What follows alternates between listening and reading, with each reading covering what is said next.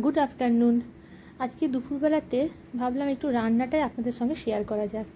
গরমে তো মনে হচ্ছে যে কতক্ষণে রান্নাঘর থেকে বেরিয়ে পালাতে পারলে বাঁচি। আপনাদেরও কি সেরকমই মনে হচ্ছে? আমার তো সেরকমই লাগছে।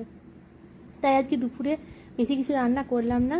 এখানে কী কী রান্না করছি সেটা আপনাদের সঙ্গে শেয়ার করব, সঙ্গে থাকুন।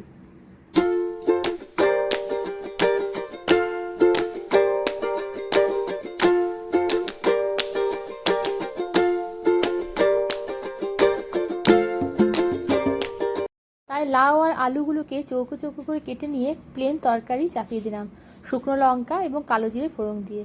কিন্তু এই তরকারিতে একটু বড়ি পড়ে গেলে এর টেস্ট বেড়ে যায়, তাই ভাবলাম একটু বড়িও অ্যাড করে দিই।